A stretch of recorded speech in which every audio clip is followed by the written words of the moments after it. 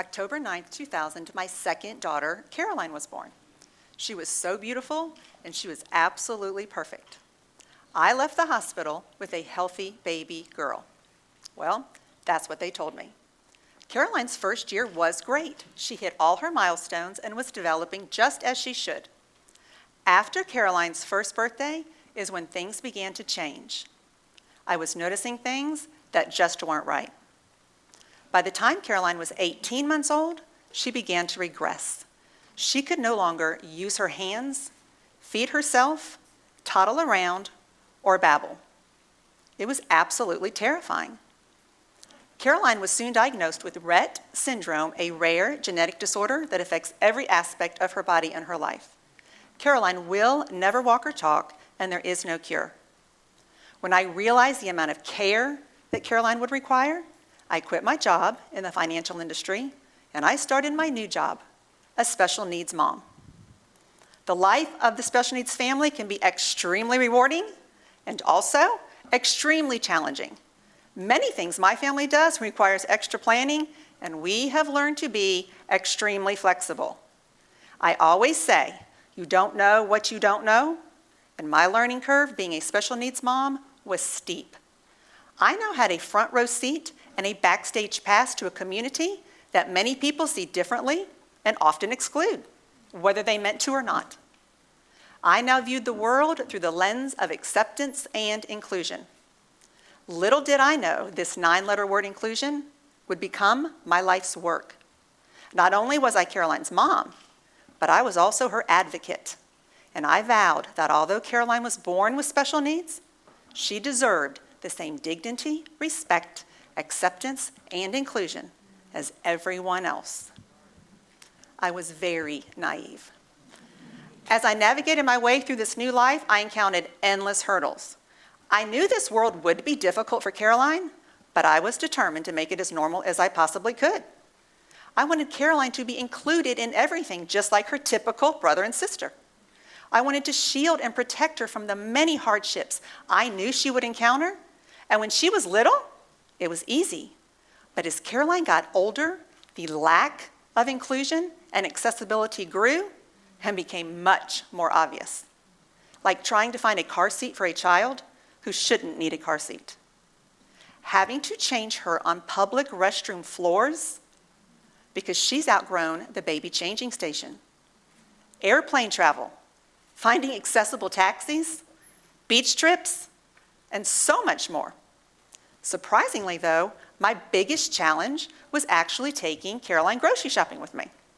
Yes, grocery shopping, and that's probably because I did it so much. With 3 young kids, I was at the grocery store several times a week.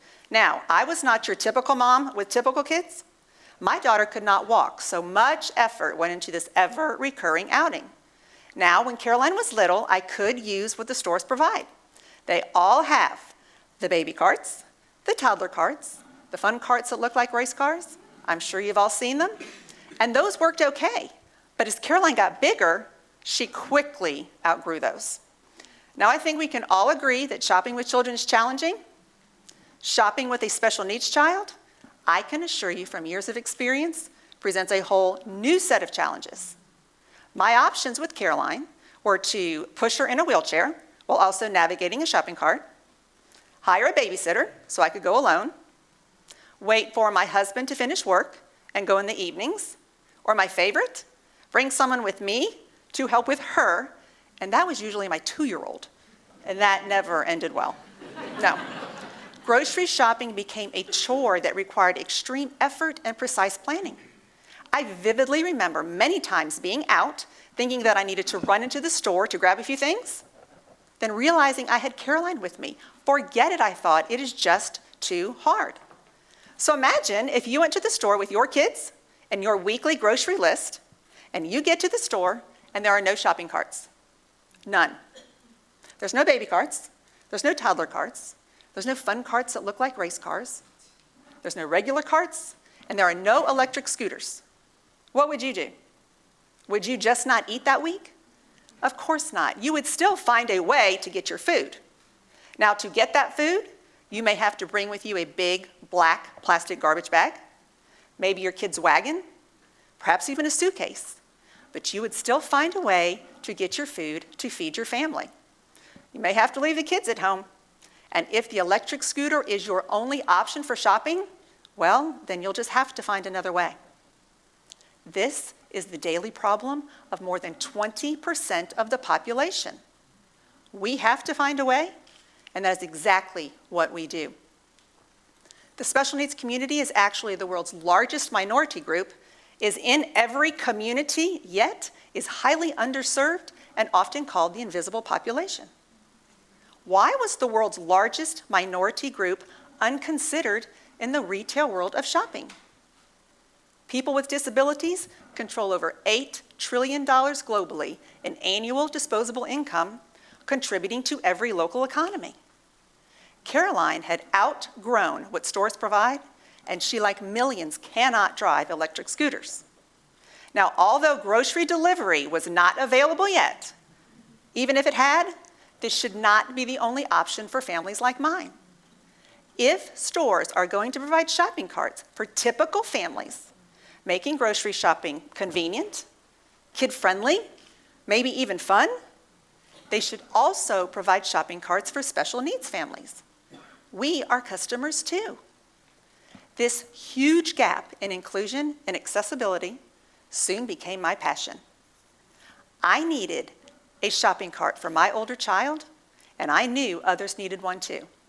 So I had an idea. On a cold January morning in 2009, once school had started back, I sat at my dining room table and sketched a drawing of a cart that could accommodate an older child or adult up to 250 pounds. I had zero experience, but I figured this could not be that hard. My design was a few simple modifications to a standard shopping cart. With great trial and error, I did begin to make slow progress. My focus group became anyone that would listen to my dilemma, and each time their response was the same. Everyone agreed and wondered why there was no special needs shopping cart. Taking a huge risk with everything on the line, including our retirement fund, I got a prototype. I filed for patents. I managed to find a manufacturer, and I personally invested in 100 carts, 100 Caroline's carts, hoping to convince an industry to become more inclusive and accessible. With fingers crossed, I was able to seed the market with these carts. The response was immediate, loud, and clear.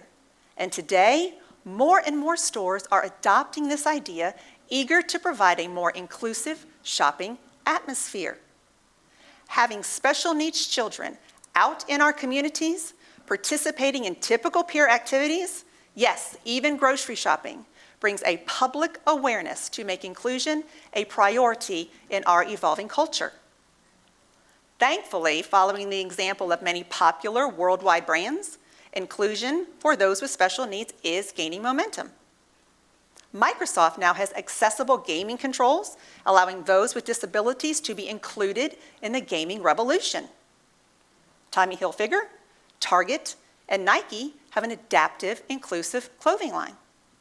Mattel has recently launched a Barbie in a wheelchair, sending a message that disabilities are becoming standard in today's society and that inclusion matters.